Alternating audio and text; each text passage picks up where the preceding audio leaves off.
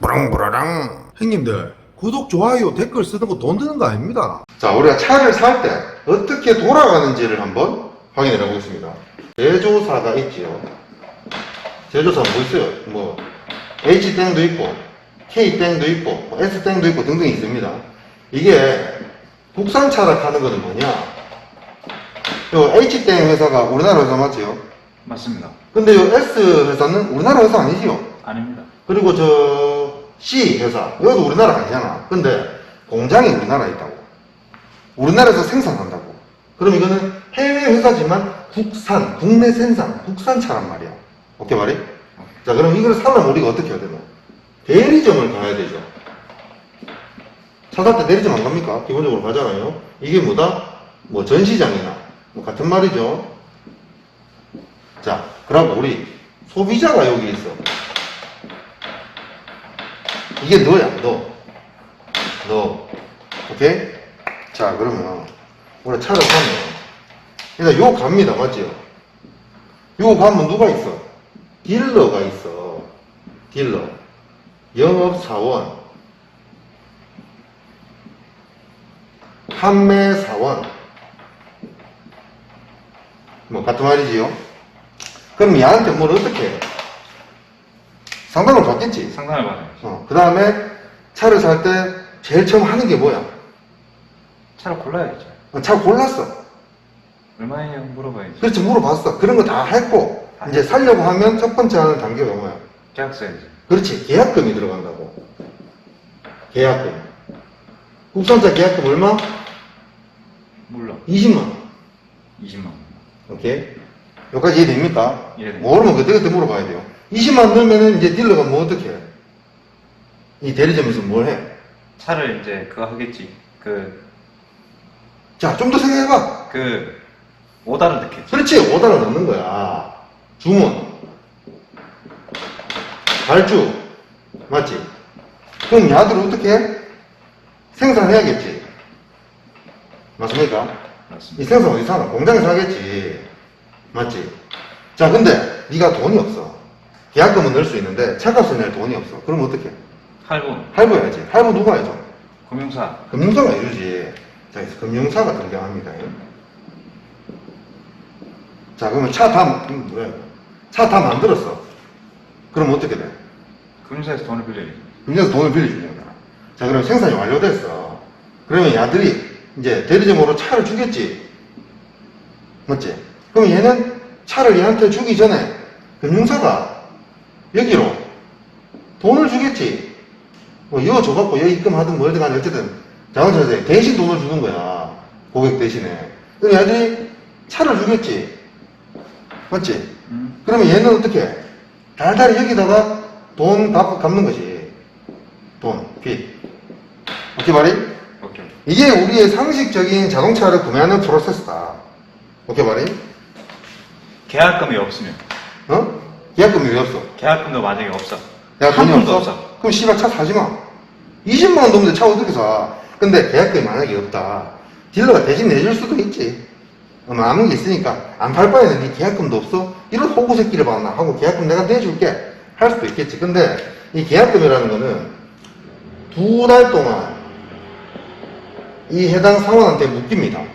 그래서 영업할 때 첫 번째는 계약금을 넣게 하는 게 일단 제일 중요한 겁니다. 국산차에서는. 왜냐면은 이 사람보다 내가 알아보다 보니까 더 잘해줄 사람이 생겼어. 더 잘해줄 사람이 생겼어도 이 사람 20만 원 넣어놨으면 취소하고 환불받고 2달이 지나야 다른 사람한테 갈 수 있다. 자, 다른 딜러가 더 잘해준다 해도 거기 가더라도 이 자동차 수당이랑 실적 자체가 이 딜러가 있는 여기에 잡힌다고. 여기에다가. 여기에. 그러니까 뭐 갈 수가 없겠지. 그러니까 계약금 한 군데 어디 넣어두면 웬만하면 그 사람하고 좋게 잘해야 된다. 자, 그럼 정리를 해보면 설부를 할 때. 자, 내가 계약금 넣는다. 잠깐 여기서 질문. 왜? 제조사에서 대리점으로 차를 출고를 시켜줬어. 응. 근데 내가, 이 차 갑자기 사기 싫어졌어. 사기 싫었어? 그럼 계약하겠네. 취소하면 되지. 그럼 계약금. 계약금 환불되지. 환불되고? 응. 그럼 그게 얼마 안에? 아, 그거는 조금 걸릴 수 있지만, 이게 제가 함부로 말할 수는 없어요. 함부로 말할 수는 없는데, 이제 계약금이 들어갔다는 게 그 영업사원의 곧 실적이란 말이야. 그렇지? 그러면 네가 20일 날 취소를 했어. 그러면 10일 동안 30일 될 때까지 환불 언제 되냐고 개시를 할 필요 없어. 20만 원 때문에 짜치지는 말하는 거야. 적어도 다음 달 넘어가서 취소되는 것도 영업사원을 위해서 좀 기다려줘야 된다. 어쨌든 100% 환불이 되니까 계약금은 들어갈 게 없다. 수입차든 국산차든 이제 금액은 다르지만 계약금이라는 건 우리 은행 가서 번호 대기표 뽑는 그런 개념으로 생각하면 돼. 그러니까 계약금이 들어가면 상식적으로 이거 환불을 못 받을 수 있으니까 취소하면 안 되겠다. 이런 생각하는 사람들도 분명히 있을 거야. 그런 사람한테 영업사원들이 취소해도 환불 다 됩니다. 이런 말 굳이 안 하지. 오케이? 그리고 차라는 거는 우리 법적으로 소비자가 다 이기게 돼 있어. 차를 받는 순간까지도 내가 취소하면 다 엎을 수가 있다. 물론 좀 피곤한 과정이 될 수는 있겠지만 그래야만 한다면 할 수 있다 정도로만 생각하면 됩니다. 자, 그러면 첫 번째로 계약금이 들어갑니다. 우리 돈이. 돈 들어가고. 두 번째는 뭐야? 내 신용이 하락된다. 왜? 할부잖아. 할부는 뭐다? 대출이다. 그렇지. 그 다음에 세 번째로 취등록세 발생한다. 전액 할부를 하더라도 취등록세는 일시불로 내야 되는 거야. 그리고 또 일시불로 내야 되는 게 보험료가 있겠죠. 물론 여러분 중고차 살 때는 좀 이 취등록세 낼 돈도 보험료 낼 돈도 없어가지고 추가로 막 대출하고 이런 짓을 많이 하는데 그 정도의 수준이면 차를 사면 안 되는 겁니다. 업무상 꼭 필요한 사람들은 대출을 많이 내서라도 필요할지 모르지만 사면 안 되는 거예요. 취등록세 카드 됩니까? 취등록세 카드 안 되죠? 됩니까? 난 몰라요. 나도 몰라. 카드 되는지 안 되는지 몰라요. 보험료는 카드 되잖아. 보험료 카드 돼요? 되죠? 보험료는 카드 되죠. 취등록세는 잘 모르겠네요. 근데 취등록세를 만약 카드 된다고 카드를 한다? 그럼 차를 사면 안 되는 거다. 취등록세하고 보험료 낼 돈도 없으면 씨발 차를 사지 마라. 인생이 내 차도 될 수도 있다. 자, 이 정도로 이제 할부는 정리할 수 있겠죠? 또 뭐 있노?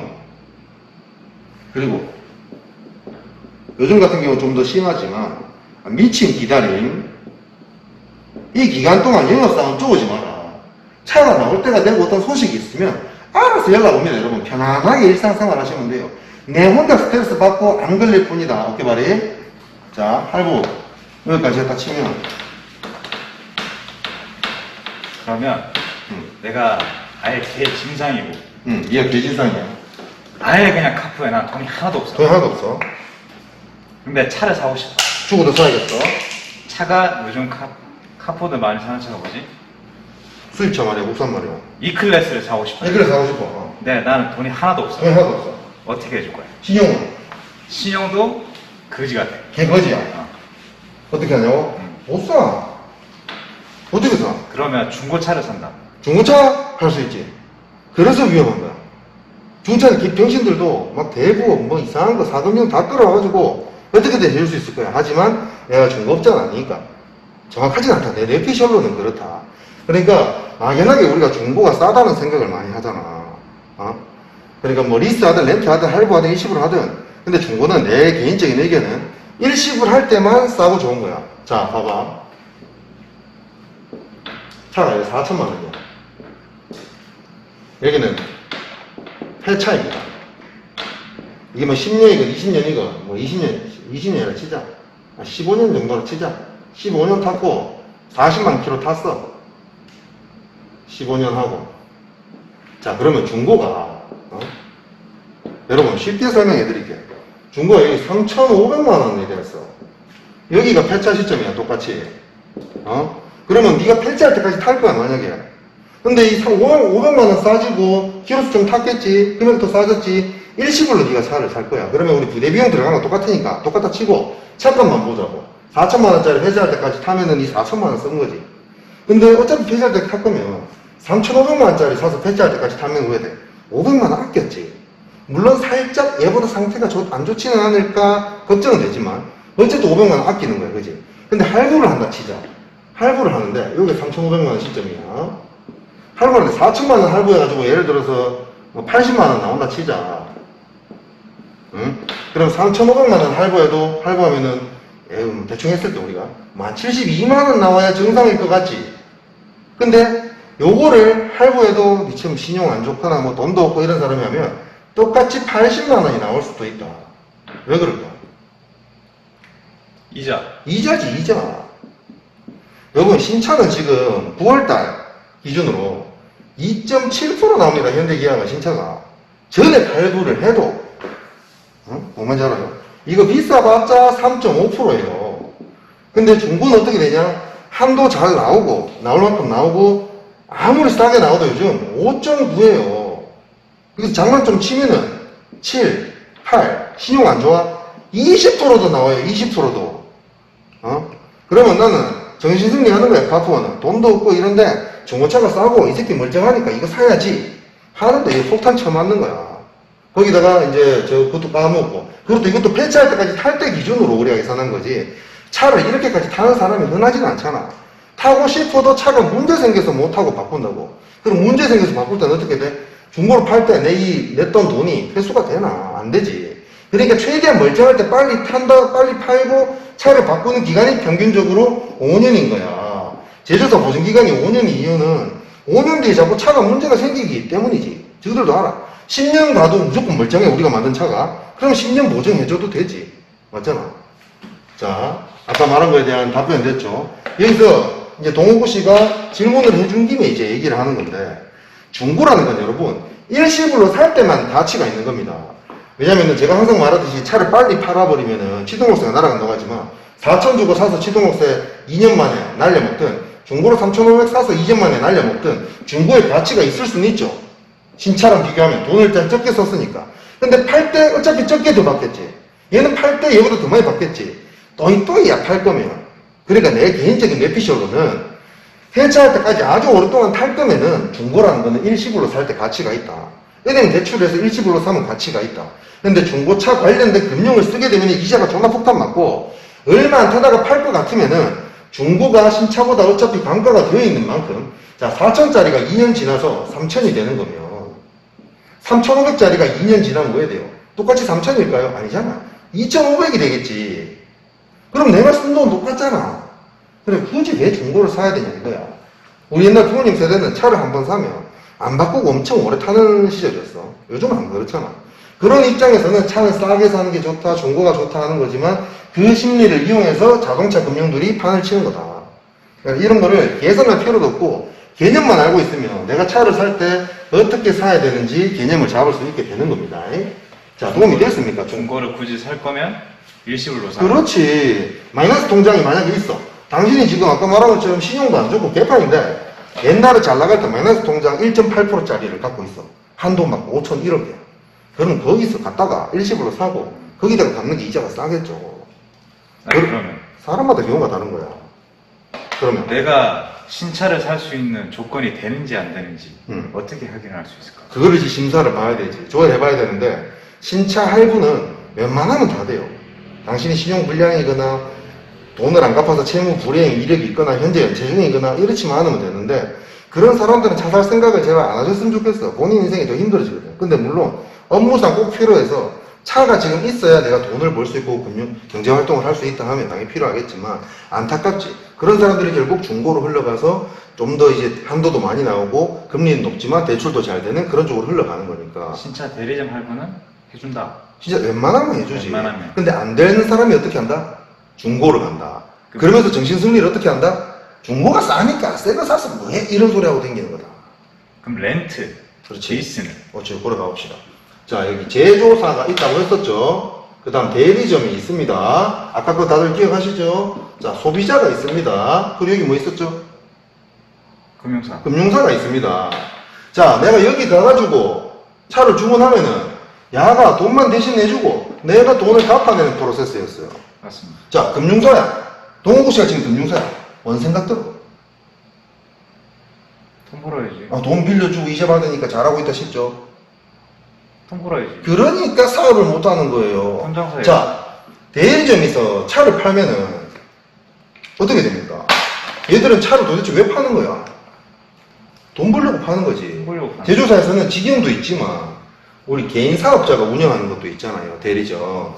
그러면은 얘들은 차 왜 팔아? 돈 벌려고 하는 거지. 자, 그럼 그랜저 한 대를 팔았다. 그러면은 뭐 예를 들어서 100만 남는다 치자. 이 100만 원은 이 대리점 유지하고 뭐 영업사원들 월급 주고 뭐 하는 그런 데 쓰겠죠. 근데 금융사가 만약에 제조사에 공장이 있을 거 아니야. 공장. 그러면은 대리점이 필요 없다면 어떻게 될까요? 이 대기업들이 얼마나 똑똑한 놈들이 많겠어요. 그죠? 직발? 그렇죠. 직거래를 하려고 생각하는 거야. 그리고 우리 인터넷에 보면 공동구매 이런 거 많잖아. 공동구매. 이런 거 많잖아. 그죠? 그러면은 대리점에서 차를 팔아서 돈을 남겨먹고 우리는 돈만 빌려주는 사람인데 돈이 주는 거를 이제 펀딩이라고 합니다. 펀딩.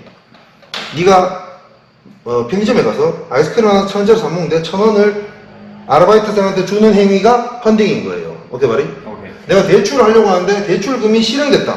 그 펀딩이라고 하는 거예요. 자, 얘가 공장에 주문을 지가 직접 해가지고 저들이 차를 받아서 소비자한테 주면은 어떤 반사 이익이 생깁니까? 이 100만 원이 지출되지 않아도 되겠죠. 그죠? 그 100만 원을 어떻게 하냐? 얘들이 100만 원 중에 99만 원을 처먹든 만 원만 처먹든 고객한테 만 원이든 99만 원이든 할인으로 넣어줄 수가 있겠지. 맞죠? 그래서 리스, 렌트, 파는 그렇게 돌아가기 시작합니다. 근데 할부 일시불로 왜 못하냐? 이 정식 대리점도 보호를 해야 될 거 아니야. 근데 애초에 금융이 끼어버리니까 자 4천만 원짜리 그랜저를 사는 거예요.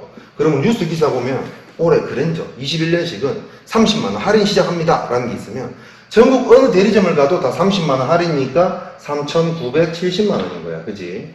근데 이 금융사들이 할부 리스 렌트를 할 때는 이 제조사에서 차를 이거 한 대만 사와? 아니지. 이 공동구매 개념으로다가 우리가 1년에 그랜저를 2,000대 팔아줄게. 얼마에 줄래? 그러면 어떤 금융사는 3,500에도 떼올 수 있고 어디서는 3,800에 떼올 수도 있고 어디 존나 많이 팔면 3,200에도 떼올 수 있겠죠. 그러면 이 남은 차익에 대한 반사익은 어떻게 되냐? 소비자에게 더 싸게 제공할 수도 있고 내가 더 남겨 먹을 수도 있고 윈윈 할 수 있겠죠. 이런 것들이 상품인 거예요. 이런 상품들이 개발되면서 인간 사회가 발전하고 좀 더 나은 세상이 되어가는 거거든. 내가 좋아야 돼. 그러니까 차를 얼마나 싸게 때우는지. 그렇지. 거기에다가 세상이다. 소비자 입장에서도 어때?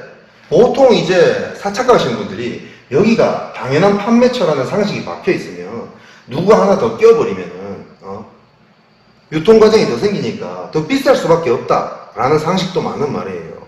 근데 그건 이제 잘 모르시는 경우고 애초에 내가 돈을 빌릴 때는 이 판매처가 하나 더 끼는 거예요. 근데 우리 인식은 그렇지가 않죠. 왜? 얘들이 금융까지 다 연결해서 알아서 해주니까. 그러니 똑똑한 새끼들이 뭐다? 우리들이 차도 구해다가 알아서 연결해주는 거지. 뭔말인지 이해됩니까? 그래서 더 싸게 이제 나올 수 있고 윈윈할 수 있으니까 리스 렌트가 또 효용성이 생길 수 있다는 거에 대한 거는 이해가 되시죠? 여기서 한술 더 써서 자 그랜저 하나 만드는데 2달이 걸려. 응? 2달이 걸리는데 동호구 씨가 지금 차가 당장 급해. 일주일 뒤부터 당장 차를 타야 돼. 그럼 여기다가 주문해서 공장에 주문해갖고 차 받으려면 2달 걸리니까 못하겠어. 자 그럼 여기 가면 어떻게 돼? 이 제조사 전산에 보면 우리가 처음에 차를 런칭할 때도 미리 차를 만들어 놓지만 계속해서 누가 취소하거나 뭐 이런 것들이 쌓여서 재고가 쌓여있다고. 그럼 급한 사람은 내가 원하는 옵션의 색깔이 조금 달라도 빨리 받고 싶겠지. 업무상 필요하면. 그때는 대리점이 필요한 거야. 그래서 대리점에서 문의를 하든 이 금융사를 컨트롤하는 에이전시에 문의를 하든 이 대리점에서 차를 가져올 수밖에 없다. 그러면 기본적으로 아까 말했듯이 금액이 높아질 수밖에 없다. 하지만 소비자한테 이런 걸 일일이 설명할 수는 없지. 판매도 불편하고 소비자도 불편한 진실을 알아봤다 좋을 게 없으니까. 오케이 말이? 자 그러면 금융사가 또 이제 무슨 생각 들어? 아니 차를 빨리 달락해서 어쩔 수 없이 대리점 뭐 차를 출고해야 되네? 그러면 이제 뭔 생각 들어? 씨발 우리도 바로 나갈 수 있는 차를 만들자. 그러면은 스포티지 뭐 투싼 새로 나온 것들 고객들이 선호하는 색상과 옵션들이 있을 거 아니야. 그럼 또 주문을 존나 미리 하는 거야. 한 100대, 200대 주문하는 거야, 스포티지를. 불티나게 팔릴 것 같거든. 없어서 못 팔 것 같거든. 이 금융사도 종류가 존나 많지만, 여기에 킹카프 금융사가 스포티지를 제일 싸게 파는 애들이야, 만약에. 그러면 200대 주문해놔도 순식간에 사라질 거거든. 그럼 미리 주문해놔. 사전계약으로 출시하자마자. 그럼 여기 사전계약으로 주문 하나, 여하돌도 사전계약 주문 하나, 나오는 속도 똑같겠지. 그럼 미리 준비하고 그 리스트가 있는 거야. 그래서 사람들이 장기렌트 문의할 때, 대리점에 계약을 내가 넣어놨는데요. GB80 넣어놨는데 5개월 늦게 걸린다 하는데 씨발 족같아가지고요. 장기렌트 하면 차를 빨리 준다 하더라고요. 이렇게 얘기한다고. 장기렌트라서 빨리 나오는 게 아니라 소비자들이 이런 프로세스를 다 할 수는 없잖아. 장기렌트가 빨리 나오는 어떤 이 가능성의 시스템이 되어 있으니까 그거를 알고 이래 오셨던 거지. 이해됐지? 그러면 이거를 선발주 먼저 발주를 한 거야. 그럼 이 선발주된 게 완성돼서 나와버렸어. 그러면 우리 리스 렌트는 내 명의로 안 잡는 거잖아. 금융사가 차를 대신 구매하는 시스템이라고. 그렇기 때문에 얘들 명의로 이미 차가 만들어지면 구매를 해. 그러면 선구매. 구매가 됐다는 거는 발주 넣고 출고장에서 출고 받고 뭐 작업하고 번호판 달고 등록하고 이런 과정이 다 끝나 있으니까 정말 빨리 오겠지. 그래서 선구매라는 것도 생긴 거야. 여기에서 차자도 없고 저기도 차자도 없으면 대리점에서 가져와야겠지. 하지만 좀 비쌀 수밖에 없다. 이해됐습니까? 그래서 지금 이 에이전시들이 성행하는 이유가 이런 이유입니다. 그리고 중요한 게 여기서 매매 계약서도 줘야 되고 여기서 뭐 영수증 갖다 줘야 되고 뭐 이 일이 많아. 근데 여기는 금융사도 여기, 차 갖다 주는 것도 여기. 지들이 알아서 하겠지. 소비자도 아주 편해지고 영업하는 사람도 아주 편해지는 어떤 그런 프로세스를 갖고 있어요. 자, 그럼 이제부터 알아볼 건 뭐다? 리스 렌트가 아까 할부는 우리가 어떤 식으로 해서 뭘 내고 이런 걸 얘기했잖아. 리스 렌트가 뭔지 한번 봅시다. 상세하게. 질문 있습니까? 여기까지? 질문이 있습니다. 네, 하세요. 금융사에 따라서 금융사 재량에 따라서 차 가져오는 금액이 다르잖아. 그렇지. 근데 견적가는 다 똑같잖아. 금융사에 따라 다 다르지. 금융사에 따라 견적이 왜 똑같습니까? 차량 견적가는 똑같잖아. 차량가. 차량가는 똑같죠. 똑같잖아. 근데 견적서 차량가는 똑같은데 떼오는 금액은 다르잖아. 그렇지. 그건 우리 그러니까 금액이 다르다는 거지. 근데 그게 떼오는 금액이 이제 다르다고 내가 얘기했잖아. 편하게 얘기했지만 실제로는 더 복잡한 어떤 뭔가가 있겠죠. 그 프로세스는. 근데 떼오는 금액이 다른데 우리가 살펴봐야 될 건 떼오는 금액이 얼마 떼오는지 우리가 알 필요가 뭐가 있어. 항상 내가 말하듯이 결론적으로 중요한 건 그래서 씨발 내가 얼마를 내냐고 이거라고 했잖아. 거기에서 가장 지대한 영향을 미치는 게 바로 이거예요. 자, 이게 4천만 원 똑같이 간다. 여기 뭐야? 폐차 시기입니다. 자, 15년이야. 그러면 내가 한 5년 뒤에 이 차를 판다 하면 우리가 잘 받으면 차가 존나 멀쩡하고 좀 인기 많은 차고 하면 안값이야. 2천만 원이라고 치자. 2천만 원은 50%입니다. 그죠? 이것을 우리가 부르는 게 잔존 가치다. 한글 그대로 남아있는 가치, value, left value. 그러니까 이거야. 자, 그럼 우리가 4천만짜리를 풀 할부로 질렀어. 그러면은 조금 뭐 최대한 적게 잡아서 5,700만 원 정도를 써요. 여기는 할부, 이자, 취등록세, 보험료, 자동차세 뭐 이렇게 막 들어가겠지. 사고 안 나고 멀쩡할 경우에요. 그럼 잘 팔아서 시세가 2,000이에요. 우리가 팔 때는 얼마야? 1,800 받을 수 있다고, 맞지? 그럼 마이너스 1,800만 원 내가 받고 팔았어. 그럼 얼마예요? 3,900 썼나? 3,900. 보통 5년 뒤에 풀할부로 팔면은 원래 차값 정도로 내가 쓰는 거예요. 내 인터뷰, 막터뷰 일부 했던 사람 얘기 들어보면 내가 4천만원짜리 차를 1,800 받고 팔았으면은 난 돈을 벌었잖아요. 이런 개소리 하는 놈이 있었어요. 근데 그런 게 중요한 게 아니라 결국 내가 돈을 얼마 쓰느냐가 중요한 거야. 자, 그렇다면은 우리가 4천 주고 다 사지 말고 나중에 가치가 2천이면 이 2천만 원만 주고 쓸 수는 없을까 생각할 수 있죠. 왜? 5년 뒤에 어차피 팔 거니까. 파니까. 평생 내가 이걸 들고 안 갈 거니까. 이거 15년 동안 폐차할 때까지 탈 사람들은 이걸 무시하셔도 됩니다. 자, 이렇게 팔게 되니까 차값 2천만 원에 이것저것 다 더하면은 3,900까지 안 간다는 거야. 그러니까 장기 렌트 같은 경우에 여기 이것저것 다 집어넣어서 뭐 한 달에 한 55만 원 나온다 치자. 55만 원이면 곱하기 60개월, 5년이면 60개월. 60개월 하면은 얼마야? 3,600도 안 되고 3,400, 5, 6, 5, 30. 3,300만 원밖에 안 쓴다고. 600만 원이나 돈을 아낄 수 있다고. 이렇게 계획을 잡으면. 근데 여기에서 놓치고 있는 게 뭐냐면 이거는 아까 대출을 하니까 내 신용도 떨어져. 그리고 차가 멀쩡할 때의 가격이야. 이거 차고 막 문 다 부숴먹고 범퍼도 한번 갈았고 교환 많으면 중고대리들이 뭐라 그래? 이것 때문에 좀 깎이고요. 저것 때문에 깎이고요. 존나 깎이겠지. 자, 그럼 네가 1,800이 아니라 내 실제 있었던 일이야. 900에 팔았다고. 3,500만 원짜리를. 어쨌든 900. 그럼 4,000이니까 1,000만 쳐주자. 1,000만 원에 팔았어. 그러면은 얼마야? 얘는 1,800 팔았고 1,000만 원에 팔았으면 4,700을 썼잖아. 그럼 차이가 어마어마하잖아. 더. 왜? 얘는 네가 사고를 존나게 내도 이게 그대로거든. 변하지가 않거든. 그 내 신용이 안 떨어지거든. 자, 장기렌트 단점은 뭐다? 번호판. 그리고 또 하나, 여러분, 새로운 차가 출고를 하면 4년 되면은 정기 검사를 받아야 돼요. 검사소 가서, 맞죠? 알죠, 이거?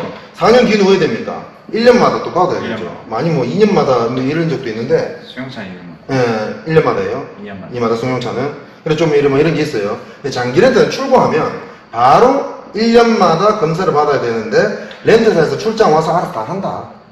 그러니까 이건 사실 단점이라고 보기 힘들겠죠. 여기서, 왜 그 얘기를 안 하지? 하는 사람들이 있을 텐데, 바로, 뭡니까? 잔존 가치가 이 상태로 봤을 때 잔존 가치가 2천이 남았어. 잔존 가치 2천을 잡아줬어. 근데 그 당시에 중고 시세가 2천이 넘어. 2천이 넘어버렸어. 그러면- 차 경기에 그래서 잘 탄 거야. 내가 인수를 해서 팔아보면 되죠. 파는 게 더 이득이겠네? 그런 경우도 있죠. 자, 내가 계약할 때 한 달에 55만 원인데 잔존 가치가 50%고 이게 2천이라 치자. 그럼 내가 인수하려면 2천을 줘야 되고 2천에 대한 취등록세 뭐 한 140 들어간다 치자. 이것저것 해서 2,200을 주고 내가 이 차를 들고 오는 거라고 칩시다. 근데 내가 있어 보니까 이 중고시세가 2,500원 받을 수 있겠는데 이 차종이 너무 잘 뜬 거야. 이 차종이 뭐 차가 너무 잘 만들어고 중고시 시세가 너무 좋아. 그러면은 2,500이면 우리가 2,500 시세면은 우리가 실제로 업자한테 바로 넘긴다고 했을 때는 많이 받으면 2,300 받을 수 있다 칩시다. 이거라 하더라도 2,200 주고 인수해서 2,300 받고 팔면은 100만 원이 남겠죠. 근데 이 과정이 얼마나 족같고 힘들어. 실질적으로 어떻게 돌아가는지 말해줄게요. 이 정도의 시세 파악이 됐으면은 내 차의 정보를 이제 주고 구매할 수 있는 그 딜러든 개인이든 찾습니다. 내가 2,300 줄게. 그러면 실제로 내가 이거를 인수에다가 야한테 파는 그 프로세스를 갈 필요가 있을까요? 한 달 남았을 때 승계를 넘겨줍니다. 그러면은 이 사람은 취등록세를 안 내도 돼요. 이 사람은 차 가지고 왔어. 한 달 뒤에 2,300에 대한 취등록세가 아니라 2,000에 대한 취등록세만 내고 지가 인수를 하면 되죠. 그럼 이 사람도 이득. 이 사람도 이득. 직거래네요. 그렇죠. 승계 주고 그 차액만큼 돈을 받으면 돼요. 이해되시죠? 직거래가 아니라 업자를 구하든지 간에 차액이 조금이라도 남는지 사갈 사람이 확보되면 승계를 넘겨주고 해버리면 됩니다. 그러면 판매도 훨씬 프로세스가 편하죠. 차를 팔 때 이 번호판 때문에 감가되는 게 있나? 그런 게 어딨어요. 인수하는 순간 일반 번호판으로 바뀌잖아요. 장기를 타는 동안만 렌트 번호판인 거지. 근데 이런 경우는 거의 안 생긴다. 왜? 우리가 이 잔존 가치가 50% 잡았잖아. 만약 60% 잡아주면 어떻게 돼? 한 달에 내는 게 더 싸지겠지. 55가 아니라 50만 원 될 수도 있고 48만 원 될 수도 있겠죠. 그럼 우리가 어차피 5년 뒤에 팔 건데 인수 가격은 내가 줄 돈이 아니니까 한 달에 싼 게 장땡이겠죠. 근데 그만큼 잔존 가치가 높아지죠. 그러면 이런 경우 생기기가 더 힘들겠죠. 그러면 잔존 가치를 최대한 높일 수 있는 건가요? 그렇죠. 최대한 높일 수 있는 게 차마다 다른 거예요. 자, 그래도 4천만 원짜리가 50%라 치자. 그러면 임팔라 있죠. 쉐보레 임팔라. 그거는 50% 잡아줄까? 5년 뒤에 야가 만이나 차값을 유지할 수 있을까? 중고시세를? 못하지. 그러니까 그랜저가 55만 원이면 임팔라는 70만 원 나오는 거야. 빈익빈 부익부야. 인기 많은 새끼가 싸니까 계속 더 잘 나가고 가치 보존이 잘 되니까. 그러니까 또 사람들이 더 많이 사고 더 많이 사니까 또 잔존 가치가 올라가고. 인기 이해되죠? 차종을 사야 되네. 그렇죠. 이 클래스 5 시리즈가 괜히 많아진 게 아니에요. 한번 인기를 타버리면 부랑부라랑. 형님들 구독 좋아요 댓글 쓰는 거 돈 드는 거 아닙니다. 내가 내는 돈이 중요하다 했잖아. 그러면은 어떤 사람은 자, 동호구 씨가 장기 렌트를 한번 했어. 그리고 킹카프도 장기 렌트를 하나 했어. 근데 우리 둘이 존나 싸우는 거야. 동호구 씨는 장기 렌트가 좋았다. 캐피탈은 무조건 안 좋다. 한번 써보니까 존나 좋았다고 해. 나는 존나 좋다고 해. 존나 좋다고 써보니까 돈도 적게 쓰는 것 같고 안전한 것 같고 뭐 신용도 안 떨어지고. 이 둘은 왜 싸울까? 이 서로의 상황이 다르기 때문에 싸울까? 그것보다 제일 큰 빈도는 뭔지 압니까? 얘는 아주 싸게 계약 조건이 굿. 동호구 씨는 이름대로 호구를 존나 맞은 거야. 똑같은 건데 영업상은 잘못 만나가지고 존나 바가지를 먹은 거야. 그래서 각자 내가 차를 샀다면 어땠을까? 계산을 해보니까 얘는 장기 렌트가 씨발 족같은 거지. 얘는 이게 훨씬 좋은 거지. 근데 이 둘이 싸울 때는 서로 다르게 산지 알 수가 있을까? 없어. 그렇지. 모르지. 자기 경험에 따라서 사람은 다 씨부리거든. 자기가 우물한 개구리인지는 아무도 몰라요. 저도 마찬가지고, 저보다 더 잘하는 사람도 있을 수 있겠죠. 저도 계속 배우려고 노력하는 거고, 이게 자기 경험만 가지고 싸우는 이게 끝이 없는 게 인터넷에 엄청나게 나오는 거야. 수입자 리스건 국산 장기 렌트건 지가 어떻게 계약한지 모르기 때문에 좋은지 안 좋은지를 모르는 거야. 그렇다고 영업사원들이나 그 소비자가 일일이 막 계산하면서 그렇게 하느냐? 그 많은 변수를 5년 뒤에 미래까지 어떻게 계산합니까? 적어도 개념만 잡히면 어떤 방식을 내가 취하면 내가 손해가 적고 이득을 볼 확률이 크겠구나 라는 방식을 선택해서 우리는 가는 거죠. 미래까지 뭐 하나님이 보장해 주는 건 아니니까 앞으로 해야 될지는. 자, 이해되었죠? 자, 그러면은 다시 돌아가서 제조사가 있고